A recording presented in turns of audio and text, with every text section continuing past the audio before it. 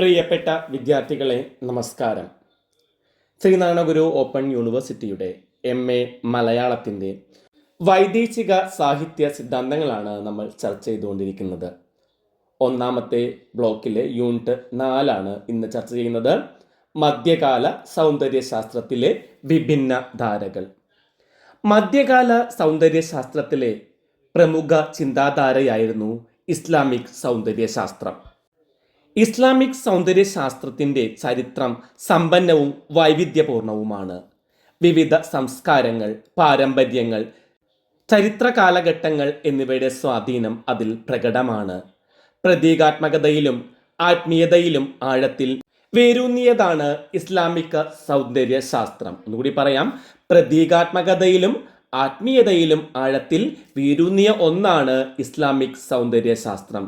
Islamic സൗന്ദര്യശാസ്ത്രത്തിൽ കല, ഭക്തി പ്രകടിപ്പിക്കുന്നതിനും സൃഷ്ടിയുടെ സൗന്ദര്യത്തെ പ്രതിഫലിപ്പിക്കുന്നതിനുള്ള ഒരു മാർഗമായി കരുതുന്നു. മര്യാദ, സംസ്കാരം എന്നിവയിൽ ഊന്നിയ രചനകളാണ് ആദ്യകാല അറബിക് കൃതികൾ. വിശുദ്ധ ഖുർആനാണ് അറബി സാഹിത്യത്തിൽ നിർണായക സ്വാധീനം ചെലുത്തിയിട്ടുള്ളത്. AD 10-ാം നൂറ്റാണ്ടിൽ അരിസ്റ്റോട്ടിലിൻ്റെ പൊയറ്റിക്സ് അറബി ഭാഷയിലേക്ക് വിവർത്തനം ചെയ്തു. അബ്ബാസിയ കാലഘട്ടം അറബി ഭാഷയുടെ സുവർണ കാലഘട്ടമായിരുന്നു. സാഹിത്യം തന്നെ ശാഖോപശാഖകളായി തിരിഞ്ഞതും ശാസ്ത്ര സാങ്കേതിക ആധ്യാത്മിക രംഗങ്ങളിലെ കൃതികളും അറബി ഭാഷയിൽ രചിക്കപ്പെട്ടത് ഈ കാലഘട്ടത്തിലാണ്. അബ്ബാസിയ കാലഘട്ടം അറബിക് ഭാഷയുടെ സുവർണ കാലഘട്ടമാണ്. സാഹിത്യത്തിൻ്റെ വിവിധ ശാഖകളുണ്ടായി. അതുപോലെ തന്നെ ശാസ്ത്ര സാങ്കേതികം ആധ്യാത്മിക മേഖലകളിൽ നിരവധി സാഹിത്യ കൃതികൾ ഉണ്ടായി എന്ന് പറയാം. ഗ്രീസ്, സുമേറിയ, ബാബിലോൺ തുടങ്ങിയ ജനസമൂഹങ്ങളിൽ നിന്നും തത്വചിന്ത, തർക്കശാസ്ത്രം, ഗോളശാസ്ത്രം തുടങ്ങിയ വിഷയങ്ങളിലുള്ള അനേകം ഗ്രന്ഥങ്ങൾ അറബിയിലേക്ക് മൊഴിമാറ്റം ചെയ്യപ്പെട്ടു. ഓൾജിബ്ര കണ്ടുപിടിച്ച ഗാവരിസ്മി അരിസ്റ്റോട്ടലിൻ്റെ ദാർശനിക ചിന്തകളെ ലളിതമാക്കി അറബിയിൽ ഗ്രന്ഥരചന നടത്തിയ ഇബ്നു റഷീദ് എന്നിവർ പ്രധാനികളാണ്. അറബി ഭാഷയിൽ വൈജ്ഞാനിക ഗ്രന്ഥങ്ങൾ ധാരാളം ഉണ്ടായിട്ടുണ്ട്.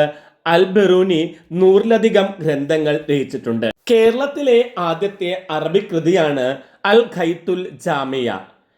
ധർമ്മടത്തുകാരനായ പണ്ഡിതൻ ഹുസൈൻ ബിൻ വാസനാണ് ഇത് എഴുതിയത്. കേരള ചരിത്രം അറബിയിൽ എഴുതപ്പെട്ടിട്ടുണ്ട്. ആ കൃതിയുടെ പേര് തുഫത്തുൽ മുജാഹിദീൻ എന്നാണ്. സൈനുദ്ദീൻ മഖ്ദൂമാണ് ഈ കൃതി രചിച്ചത്. മലയാള നോവലുകൾ ഉൾപ്പെടെ അറബിയിലേക്ക് നിരവധി വിവർത്തനങ്ങൾ ഉണ്ടായിട്ടുണ്ട്. അൽ ഫറാബി ഇസ്ലാമിക് തത്വചിന്തയിലും സംഗീതത്തിലും അഗാധമായ അറിവുണ്ടായിരുന്ന പണ്ഡിത ശ്രേഷ്ഠനാണ് അൽ ഫറാബി. ഇസ്ലാമിക് തത്വചിന്ത, സംഗീതം എന്നിവയിൽ അഗാധമായ അറിവുണ്ടായിരുന്നു. അദ്ദേഹത്തെ ഇസ്ലാമിക് നിയോ പ്ലാറ്റോണിസത്തിൻ്റെ പിതാവ്, ഇസ്ലാമിക രാഷ്ട്രീയ തത്വചിന്തയുടെ സ്ഥാപകൻ എന്നെല്ലാം വിശേഷിപ്പിക്കാറുണ്ട്.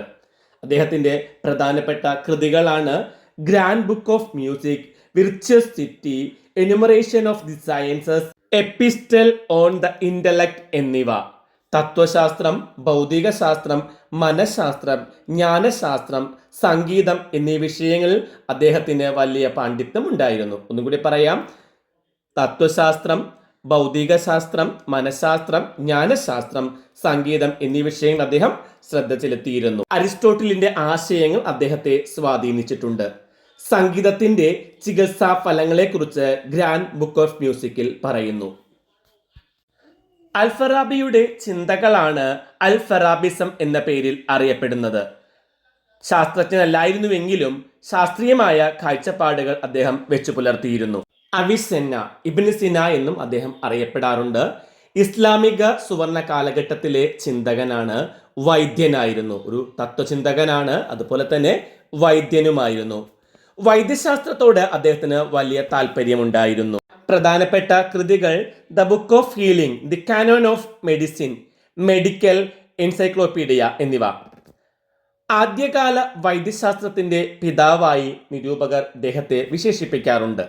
ജ്യോതിശാസ്ത്രം, ഭൂമിശാസ്ത്രം, ഇസ്ലാമിക ദൈവശാസ്ത്രം, ഭൗതിക ശാസ്ത്രം എന്നിവയിൽ അറിവുണ്ടായിരുന്നു. ജ്യോതിശാസ്ത്രം, ഭൂമിശാസ്ത്രം, ഇസ്ലാമിക ദൈവശാസ്ത്രം, ഭൗതിക ശാസ്ത്രം.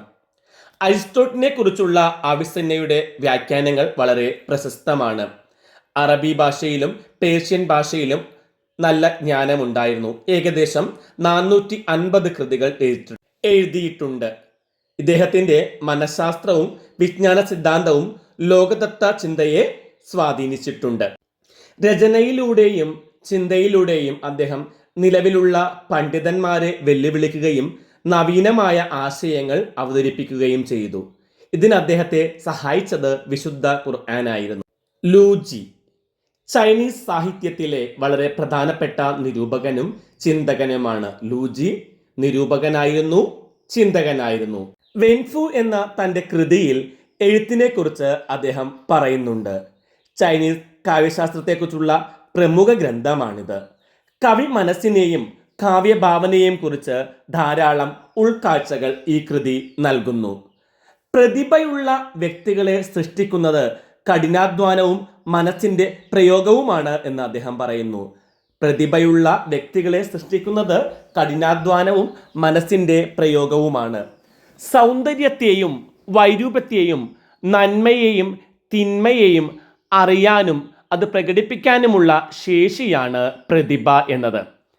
സൗന്ദര്യത്തെയും വൈരൂപ്യത്തെയും നന്മയെയും തിന്മയെയും അറിയാനും അത് പ്രകടിപ്പിക്കാനുമുള്ള ശേഷിയാണ് പ്രതിഭ. കവി ബാഹ്യലോകത്തു നിന്ന് തൻ്റെ കാഴ്ചയെ പിൻവലിക്കുകയും ശ്രദ്ധ തന്നിലേക്ക് അടുപ്പിക്കുകയും ചെയ്യുന്നു. അയാൾ ചിന്തയിൽ വ്യാപരിക്കുന്നു, അന്വേഷിക്കുന്നു. കവിയുടെ മനസ്സ് അനേകം ദൂരം സഞ്ചരിക്കുന്നു. അന്തർദർശനപരമായ കാഴ്ചയിലൂടെയാണത് സംഭവിക്കുന്നത്. മെല്ലെ അയാളുടെ മനോഭാവത്തിൽ വെളിച്ചം പരക്കുന്നു. അവ വെളിച്ചം കൊണ്ട് തെളിയുന്നു. അപ്പോൾ ബാഹ്യവസ്തുക്കളും പ്രകാശിക്കുന്നു. പാരസ്പര്യം കൊണ്ട് എല്ലാറ്റിനും ജീവൻ നൽകുന്നു. എന്നിങ്ങനെയുള്ള ചിന്തകളാണ് അദ്ദേഹം പങ്കുവച്ചത്. സാഹിത്യത്തിൽ പൂർണ്ണമായി വിരിഞ്ഞു കഴിഞ്ഞ പൂക്കളെ കവി ഒഴിവാക്കുന്നു. പകരം പുതിയ പ്രയോഗ സാധ്യതകളെയാണ് അയാൾ അന്വേഷിക്കുന്നത്. ഹൈക്കുവിലെ സൗന്ദര്യ സങ്കല്പം. ഹൈക്കു ഒരു ജപ്പാനീസ് കാവ്യരൂപമാണ്. ചെറു കവിതകൾക്ക് മസോക്ക ഷിക്കിയാണ് ഹൈക്കു എന്ന പേര് നൽകിയത്. പ്രധാനമായും 3 വരിയിലാണ് ഹൈക്കു കവിതകൾ എഴുതുന്നത്. ഹൈക്കു കവിതകൾക്ക് 3 വരികളാണ് ഉള്ളത്. ഇംഗ്ലീഷിലെ ഹൈക്കുവിനെ മറ്റു ഭാഷകളിലെ ഹൈക്കുവിനും വ്യത്യസ്ത ശൈലിയും പാരമ്പര്യവുമാണ് ഉള്ളത്. ഹൈക്കുവിൻ്റെ യഥാർത്ഥ ശൈലി പിന്തുടരുന്നത് ജപ്പാനീസ് സാഹിത്യമാണ്. ജപ്പാനീസ് സാഹിത്യത്തിലാണ് ഹൈക്കുവിൻ്റെ യഥാർത്ഥ ശൈലി കാണാൻ കഴിയുന്നത്. ജപ്പാനീസ് ഹൈക്കു ഒറ്റ വരിയിലാണ് എഴുതുന്നത്. ചിന്തയുടെ പ്രവാഹത്തെ ഹ്രസ്വമായി അവതരിപ്പിക്കുന്നവയാണ് ഹൈക്കു കവിതകൾ. ചിന്തയുടെ പ്രവാഹത്തെ ഹ്രസ്വമായി അവതരിപ്പിക്കുന്നവയാണിവ. ആശയത്തെ മിഴിവുറ്റ രീതിയിൽ അവതരിപ്പിക്കുന്നത് കൊണ്ട് ലളിതമായ വായനകൾക്ക് ഹൈക്കു കവിതകൾ വിധേയമാകാറില്ല. നിഗൂഢമായ അർത്ഥതലങ്ങൾ ഇത്തരം കവിതയുടെ സവിശേഷതയാണ്. നിഗൂഢമായ അർത്ഥതലങ്ങളുള്ളവയാണ് ജപ്പാനീസ് ഹൈക്കുകൾ. പലപ്പോഴും യുക്തിയെ ചോദ്യം ചെയ്യുന്ന വിധത്തിലായിരിക്കും ഹൈക്കു കവിതകളുടെ രചനാരീതി. ബാഷോ ഹൈക്കു കവിതകളുടെ വിശുദ്ധനായി അറിയപ്പെടുന്ന കവിയാണ് ബാഷോ. ഹൈക്കു കവിതകളുടെ വിശുദ്ധൻ. ക്ലാസിക്കൽ ജപ്പാനീസ് സാഹിത്യത്തിലെ ഏറ്റവും ശ്രദ്ധേയനായ വ്യക്തിയാണ് ഇദ്ദേഹം. ഇദ്ദേഹത്തെ ദൈവമായി ചിലർ ആരാധിക്കുന്നുണ്ട്. ജപ്പാനീസ് സൗന്ദര്യശാസ്ത്രത്തിൻ്റെ പ്രയോക്താക്കളിൽ ഒരാളാണ്. വബി സബി എന്ന സൗന്ദര്യ സങ്കല്പത്തെയാണ് തൻ്റെ കവിതകളിൽ അദ്ദേഹം മുന്നോട്ട് വെച്ചത്. വബി സബി എന്ന സങ്കല്പം, സൗന്ദര്യ സങ്കല്പമാണ് അദ്ദേഹം തൻ്റെ കവിതകളിൽ അവതരിപ്പിച്ചത്. ഗ്രാമീണം, ശൂന്യം, പഴക്കമുള്ളത്, പാകമായത് എന്നിങ്ങനെയുള്ള അർത്ഥമാണ് സബി എന്ന വാക്കിനുള്ളത്. ഗ്രാമീണം, ശൂന്യം, പഴക്കമുള്ളത്, പാകമായത്, ഈ അർത്ഥങ്ങളെല്ലാമാണ് സബി എന്ന വാക്കിനുള്ളത്. പ്രശാന്തത, ഏകാന്തത തുടങ്ങിയ വ്യക്തിഗുണങ്ങളായും ബാഷോ തൻ്റെ കവിതയിൽ അതിനെ മാറ്റിത്തീർക്കുന്നു. എല്ലാ കലകളിലും ഒരേ തത്വമാണ് ആവിഷ്കരിക്കപ്പെട്ടിരിക്കുന്നത്. അദ്ദേഹത്തിൻ്റെ പ്രധാനപ്പെട്ട കൃതിയാണ് യാത്ര. സെൻ ബുദ്ധിസത്തിൻ്റെ സൗന്ദര്യ സങ്കല്പം യാത്രയിൽ പ്രകടമാണ്. ആവിഷ്കരണവും ഉള്ളടക്കവും ഒരുപോലെ കവിതയിൽ പ്രധാനമാണെന്ന് അദ്ദേഹം പറഞ്ഞു. അദ്ദേഹത്തിൻ്റെ തവള എന്ന കവിതയിലെ വരികൾ നോക്കാം. പുരാതനമായ കുളം, ഒരു തവള, കുളത്തിൽ തുള്ളിക്കളിക്കുന്നുണ്ട് ജലകുമിളകൾ. സാധാരണമായതിൽ സൗന്ദര്യം കാണുന്ന സമീപനമാണിത്. അതേസമയം അത് പ്രാചീനതയെ പ്രകടമാക്കുകയും ചെയ്യുന്നു. ഇമോജിസ്റ്റ് കവികൾ അദ്ദേഹത്തിൻ്റെ രചനാശൈലി സ്വാധീനിച്ചിരുന്നതായി കാണാം. ലാറ്റിൻ അമേരിക്കൻ വിമർശനം ലാറ്റിൻ അമേരിക്കയുടെ സാഹിത്യത്തെയും സാഹിത്യ സിദ്ധാന്തങ്ങളെയും അധിനിവേശം സ്വാധീനിച്ചിട്ടുണ്ട്. എൻറിക് ഡുസൽ ലാറ്റിൻ അമേരിക്കയിലെ പ്രശസ്തനായ ചരിത്രകാരനും തത്വചിന്തകനും ദൈവശാസ്ത്ര പണ്ഡിതനുമാണ് എൻറിക് ഡുസൽ. തത്വചിന്തകനാണ്, ചരിത്രകാരനാണ്, ദൈവശാസ്ത്ര പണ്ഡിതനാണ്. വിമോചനത്തിൻ്റെ തത്വചിന്ത, അധാർമികത, രാഷ്ട്രീയ സമ്പദ് വ്യവസ്ഥ, ദൈവശാസ്ത്രം, ചരിത്രം എന്നിവ ഉൾപ്പെടെ നിരവധി മേഖലകളിൽ ശ്രദ്ധേയമായ സംഭാവനകൾ നൽകി. Philosophy of liberation, the underside of modernity, the invention of Americans, the pedagogies of liberation, a Latin American philosophy of education എന്നിവ പ്രധാനപ്പെട്ട കൃതികൾ. യൂറോപ്യൻ ആധുനികത സങ്കല്പങ്ങളെ പൊളിച്ചെഴുതുന്നവയാണ് എന്ന് അദ്ദേഹത്തിൻ്റെ കൃതികൾ പറയുന്നു. വിമോചന ശാസ്ത്രത്തിൻ്റെ ചിന്തകൾ ലാറ്റിൻ അമേരിക്കയെ ഏറെ സ്വാധീനിക്കുകയുണ്ടായി. കൊളോണിയലിസം, സാമ്രാജ്യത്വം, ആഗോളവൽക്കരണം, വംശീയത, ലിംഗവിവേചനം എന്നിവയെ വിമർശനാത്മകമായി പരിശോധിക്കാൻ വിമോചന ദൈവശാസ്ത്രം സഹായിക്കുന്നു. ഇത് യൂറോപ്യൻ തത്വചിന്തക്ക് വെല്ലുവിളിയായിരുന്നു. യൂറോപ്യൻ ആധുനികത കോൾനിവാസി, അടിമ, സ്ത്രീ, നശിപ്പിക്കപ്പെടുന്ന ഭൂമി എന്നിവയെ നിർമ്മിക്കുന്നതായി അദ്ദേഹം കണ്ടെത്തി. യൂറോപ്യൻ ആധുനികത കോളനിവാസി, അടിമ, സ്ത്രീ, നശിപ്പിക്കപ്പെടുന്ന ഭൂമി എന്നിവയെ നിർമ്മിക്കുന്നതായിട്ട് അദ്ദേഹം കണ്ടെത്തി. പരിഷ്കാരത്തെ എതിർക്കുന്നത് കുറ്റകൃത്യമായി ഇവർ കരുതുന്നു. ദരിദ്രരുടെ മേൽ യാതനയും ബലിയും യൂറോപ്യൻ ആധുനികത അടിച്ചേൽപ്പിക്കുന്നു. ആധുനികതയുടെ അക്രമാസക്തമായ പ്രവണതകളെ അദ്ദേഹം രൂക്ഷമായി വിമർശിച്ചു.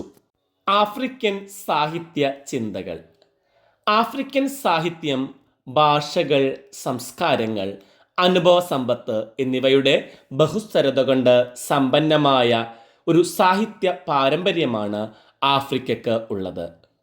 കൊളോണിയലിസത്തിൽ നിന്നുള്ള മോചനത്തിനുള്ള ആഗ്രഹം, ജനതയുടെ മനസ്സിൽ സൃഷ്ടിക്കാനുള്ള പ്രേരണ ആഫ്രിക്കൻ സാഹിത്യം മുന്നോട്ട് വയ്ക്കുന്നു. കൊളോണിയലിസത്തിൽ നിന്നുള്ള മോചനത്തിനുള്ള ആഗ്രഹം, ജനതയുടെ മനസ്സിൽ സൃഷ്ടിക്കാനുള്ള ഒരു പ്രേരണ ആഫ്രിക്കൻ സാഹിത്യം ഉണ്ടാക്കിയിട്ടുണ്ട്. നാനാവിധ കാരണങ്ങളാൽ അടിച്ചമർത്തപ്പെട്ട ഒരു ജനതയുടെ തീവ്രമായ ജീവിതാവിഷ്കാരമായിരുന്നു ആഫ്രിക്കൻ സാഹിത്യം. നാനാവിധ കാരണങ്ങളാൽ അടിച്ചമർത്തപ്പെട്ട ഒരു ജനതയുടെ തീവ്രമായ ജീവിതാവിഷ്കാരമാണ് ആഫ്രിക്കൻ സാഹിത്യം. പരിസ്ഥിതിയും ഭാവിയും വിഷയമാകുന്ന രചനകൾ ആഫ്രിക്കൻ സാഹിത്യത്തിലുണ്ട്.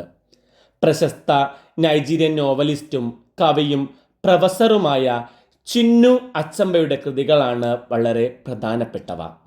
അവ കൊളോണിയലിസം, പരമ്പരാഗത ആഫ്രിക്കൻ സംസ്കാരം, പാരമ്പര്യവും ആധുനികതയും തമ്മിലുള്ള ഏറ്റുമുട്ടലുകൾ തുടങ്ങിയവ മൗലികതയോടെ വിശകലനം ചെയ്യുന്നു.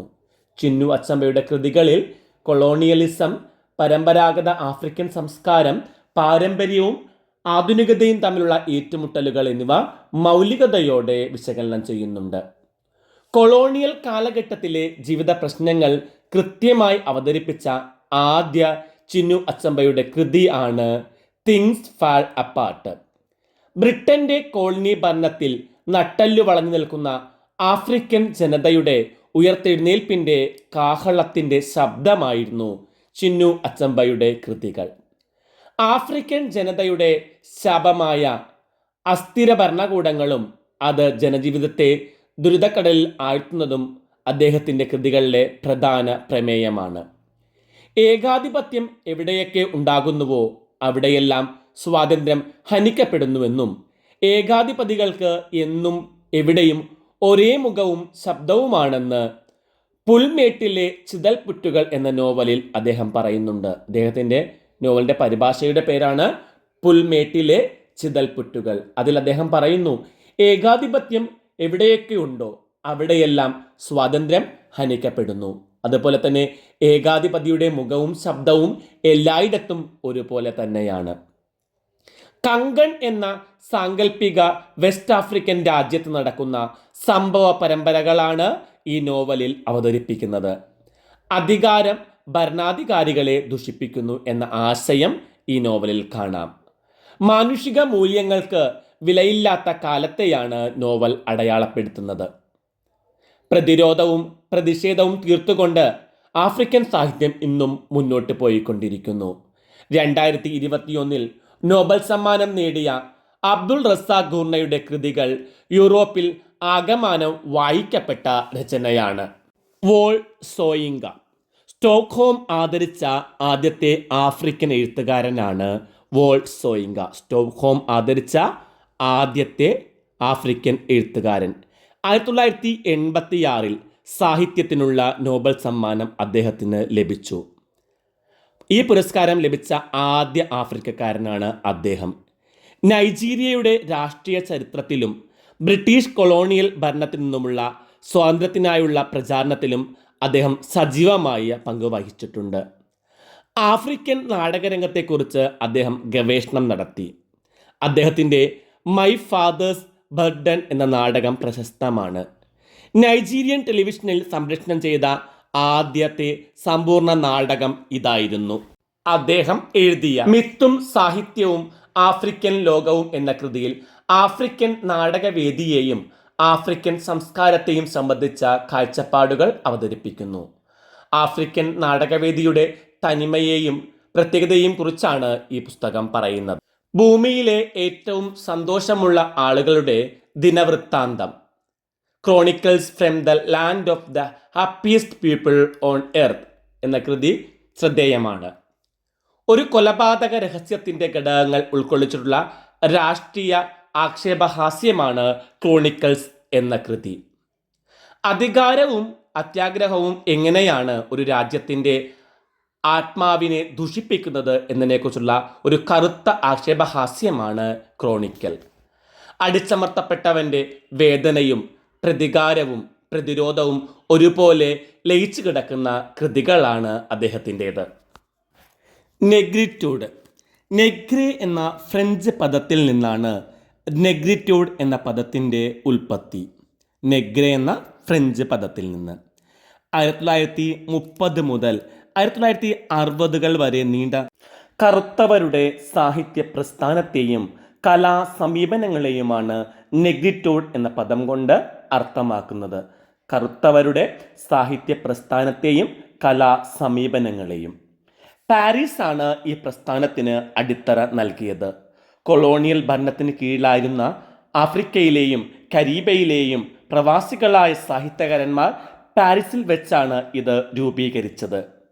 കൊളോണിയലിസത്തിനും വർണ്ണവിവേചനത്തിനും വിധേയമായ കറുത്തവരുടെ സത്വബോധത്തെയാണ് ഈ പ്രസ്ഥാനം പ്രതിനിധീകരിക്കുന്നത്. പ്രവാസികളായ സാഹിത്യകാരന്മാർ പാരീസിൽ വെച്ചാണ് ഇത് രൂപീകരിച്ചത്. കൊളോണിയലിസത്തിനും വർണ്ണവിവേചനത്തിനും വിധേയരായ കറുത്തവരുടെ സ്വത്വബോധത്തെയാണ് ഈ പ്രസ്ഥാനം പ്രതിനിധീകരിക്കുന്നത്. നീഗ്രോ എന്ന് വിളിച്ച് അപമാനിക്കുന്നതിനോടുള്ള പ്രതികരണമായിരുന്നു നെഗ്രിറ്റ്യൂഡ് എന്ന ആശയം. ഈ പദം ആദ്യമായി ഉപയോഗിച്ചത് സിസയറാണ്.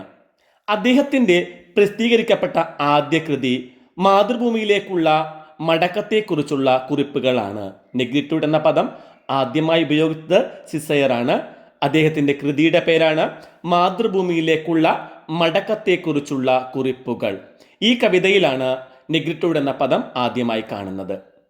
പ്രതിരോധത്തിൻ്റെ ഒരു തന്ത്രം എന്ന നിലയിലായിരുന്നു ഇതിൻ്റെ പ്രയോഗം. ആഫ്രിക്കൻ സംസ്കാരം പ്രാകൃതമാണെന്ന കാഴ്ചപ്പാടിനോടുള്ള വെല്ലുവിളിയായിരുന്നു സിസയറിൻ്റെ രചനകൾ. ഇതിൻ്റെ ഫലമായി കറുത്ത വിദ്യാർത്ഥി എന്ന പേരിൽ ഒരു മാസികയും പ്രസിദ്ധീകരിച്ചു. അദ്ദേഹം പ്രസിദ്ധീകരിച്ച മാസികയാണ് കറുത്ത വിദ്യാർത്ഥി. കവിതയും നാടകവും നോവലും ഉൾപ്പെടെ എല്ലാ സാഹിത്യശാഖകളെയും ഈ പ്രസ്ഥാനം സ്വാധീനിച്ചു. കൊളോണിയലിസത്തിനെതിരായ എതിർപ്പ്, യൂറോപ്പിലെ മനുഷ്യത്വമില്ലായ്മ അപലപിക്കുക, പാശ്ചാത്യ ആധിപത്യത്തെയും ആശയങ്ങളെയും നിരാകരിക്കുക എന്നിവയാണ് ഈ പ്രസ്ഥാനം മുന്നോട്ട് വെച്ച ആശയങ്ങൾ. കറുത്ത വർഗക്കാർക്ക് അഭിമാനബോധമുണ്ടെന്നും അത് ആഫ്രിക്കൻ ചരിത്രത്തിൻ്റെ ഭാഗമാണെന്നും ഇവർ വാദിച്ചു. വംശീയതക്കും കൊളോണിയൽ അനീതിക്കുമെതിരെയുള്ള ശക്തമായ സാഹിത്യ പ്രസ്ഥാനമായി നെഗ്രിറ്റ്യൂഡ് മാറി. സോയിങ്കയെ പോലെയുള്ള എഴുത്തുകാർ ഈ പ്രസ്ഥാനത്തിലെ തനിമവാദത്തെ വിമർശിച്ചിരുന്നു. എന്നാൽ വിമർശകർ ഉൾപ്പെടെയുള്ള ആഫ്രിക്കയിലെയും അമേരിക്കയിലെയും കറുത്തവർഗക്കാരുടെ ചിന്തകളിൽ നെഗ്രിറ്റ്യൂഡിന് ശക്തമായ സ്വാധീനം ചെലുത്താൻ സാധിച്ചു. അധിനിവേശ ശക്തികൾ അടിച്ചമർത്തിയ കറുത്തവർഗക്കാരൻ്റെ സ്വത്വപ്രഖ്യാപനമായിരുന്നു നെഗ്രിറ്റ്യൂഡ് എന്ന് പറയാം. അധിനിവേശ ശക്തികൾ അടിച്ചമർത്തിയ കറുത്തവർഗക്കാരൻ്റെ സ്വത്വപ്രഖ്യാപനം. കൊളോണിയൽ ശക്തികളെ മനുഷ്യാവകാശങ്ങളുടെ മുൾമുനയിൽ നിർത്തിക്കൊണ്ട് വിചാരണ ചെയ്യുന്ന നോവലുകളും ആ കാലഘട്ടത്തിൽ ഉണ്ടായി. കൊളോണിയൽ ശക്തികൾക്കെതിരെയുള്ള ഈ പ്രസ്ഥാനം കറുത്ത വർഗക്കാരുടെ ആത്മവിശ്വാസത്തെ വർദ്ധിപ്പിച്ചു. ഒരു രാഷ്ട്രീയ സാമൂഹ്യ പ്രസ്ഥാനം എന്ന നിലയിൽ ഈ പ്രസ്ഥാനത്തിന് പ്രസക്തിയുണ്ട്. പിൽക്കാലത്തുണ്ടായ പല രാഷ്ട്രീയ മുന്നേറ്റങ്ങൾക്കും ഇത് പ്രചോദനമായി. കറുത്തവൻ്റെ അഭിമാനബോധത്തിൻ്റെ മേൽവിലാസമായി നെഗ്രിറ്റ്യൂഡ് പ്രസ്ഥാനം മാറി. കറുത്തവൻ്റെ ഉയർത്തെഴുന്നേൽപ്പ് ലക്ഷ്യമാക്കുന്ന ഏതെഴുത്തും ഇതിൻ്റെ പരിധിയിൽ പെടുന്നു. മിത്തും സാഹിത്യവും. സാഹിത്യത്തിൻ്റെ ജനകീയതക്കും വിപുലമായ ആശയപ്രചരണത്തിനും മിത്തുകൾക്ക് വലിയ പ്രാധാന്യമുണ്ട്. വളരെ പ്രശസ്തമായ പല സാഹിത്യകൃതികളും രൂപപ്പെടുന്നതിൻ്റെ പിന്നിൽ മിത്തുകളുടെ സ്വാധീനമുണ്ട്. ഓരോ കൃതിക്കും അതിൻ്റേതായ പ്രാക്രൂപമുണ്ടെന്ന് നോർത്രോപ്പ് ഫ്രൈ അഭിപ്രായപ്പെടുന്നുണ്ട്. കൃതിക്ക് അതിൻ്റെ ആർക്കിടൈപ്പിനോടുള്ള ബന്ധം വിമർശകൻ അന്വേഷിച്ച് അറിയേണ്ടതുണ്ട്. സാഹിത്യത്തിൽ മിത്തുകളുടെ സ്വാധീനത്തെ മിത്തീകരണം എന്നാണ് നോർത്രോപ്പ് പറയുന്നത്. സാഹിത്യത്തിൽ മിത്തുകളുടെ സ്വാധീനത്തെയാണ് മിത്തീകരണം എന്ന് പറയുന്നത്. ബോധപൂർവമോ അബോധപൂർവമോ ആയി സാഹിത്യ സൃഷ്ടിയിൽ മിത്തുകൾ സ്വാധീനം ചെലുത്തുന്നു. ബോധപൂർവമോ അബോധപൂർവമോ സാഹിത്യ സൃഷ്ടിയിൽ മിത്തുകൾ സ്വാധീനം ചെലുത്താറുണ്ട്. Chaucer, Shakespeare, Dante, John Milton, Alexander Pope, PB Shelley, James Joyce തുടങ്ങിയ ലോകപ്രശസ്തരായ എഴുത്തുകാരെല്ലാം മിത്തുകളെ ആശ്രയിച്ച് രചന നടത്തിയവരാണ്. ഷേക്സ്പിയർ എഴുതിയ വീനസും അഡോണിസും യവന പുരാണവൃത്തത്തിൻ്റെ പശ്ചാത്തലത്തിൽ എഴുതിയ രചനയാണ്. ഡാൻറ്റെയുടെ ഡിവൈൻ കോമഡിയും ഇതേ പശ്ചാത്തലത്തിൽ എഴുതിയ കൃതി തന്നെ. ജോൺ മിൽട്ടൻ്റെ പാരഡൈസ് ലോസ്റ്റ് മനുഷ്യൻ്റെ പതനം ചിത്രീകരിക്കുന്ന ഒരു ക്രൈസ്തവ കാവ്യമാണെങ്കിലും ഒരു വീരീതിഹാസത്തിൻ്റെ മട്ടിലാണ് മിൽട്ടൺ അത് അവതരിപ്പിച്ചത്. ജെയിംസിൻ്റെ യൂലിസസ് മിത്തോളജിയിലെ പുതിയൊരു രീതിയിൽ അവതരിപ്പിക്കുകയാണ്. ഒഡീസിയുടെ പുരാവൃത്തത്തിൽ നിന്നുകൊണ്ട് അതിന് സമാന്തരമായി കഥാപാത്രങ്ങളെ നിർമ്മിക്കുകയാണ് ജെയിംസ് ജോയ്സ്. ഇതിലെ കഥാപാത്രങ്ങളെല്ലാം തന്നെ ഒഡീസിയിലെ കഥാപാത്രങ്ങളുടെ പ്രതിഫലനങ്ങളാണ്. ഷേക്സ്പിയറുടെ റോമിയോ ആൻഡ് ജൂലിയറ്റിൽ സൂര്യനെ ഫോബസ് എന്നാണ് വിളിക്കുന്നത്. ഫോബസ് യവന പുരാവൃത്തങ്ങളിലെ സൂര്യദേവനാണ്. വാസ്തവത്തിൽ എല്ലാ മഹത്തായ സൃഷ്ടികളും പുരാവൃത്തങ്ങളോട് കടപ്പെട്ടിരിക്കുന്നു. കാളിദാസനെ പോലുള്ള ഭാരതീയ എഴുത്തുകാർ പുരാവൃത്തങ്ങളെ തങ്ങളുടെ ഉജ്ജ്വലമായ ഭാഷയിലൂടെയും ഭാവനയിലൂടെയും പുനരാവിഷ്കരിക്കാൻ ശ്രമിച്ചവരാണ്. Arundhati Roy, Amitav Ghosh, Salman Rushdie, Basheer, MT Vasudevan Nair, PK Balakrishnan, OV Vijayan എന്നിവരെല്ലാം പുരാവൃത്തങ്ങളെ ശരിയായ രീതിയിൽ ശക്തമായി അവതരിപ്പിച്ചവരാണ്. MTയുടെ രണ്ടാം ഊഴം, PK ബാലകൃഷ്ണൻ്റെ ഇനി ഞാൻ ഉറങ്ങട്ടെ, OV വിജയൻ്റെ ഖസാക്കിൻ്റെ ഇതിഹാസം എന്നിവ ഇതിന് ഉദാഹരണങ്ങളാണ്. ഇന്നത്തെ ക്ലാസ് നമുക്ക് ഇവിടെ അവസാനിപ്പിക്കാം. ക്ലാസ് ഇഷ്ടമായെങ്കിൽ ലൈക്കും ഷെയറും കമൻറ്റും എല്ലാം പ്രതീക്ഷിക്കുന്നു. മറ്റൊരു ക്ലാസ്സുമായി കാണും വരെ എല്ലാവർക്കും നന്ദി, നമസ്കാരം.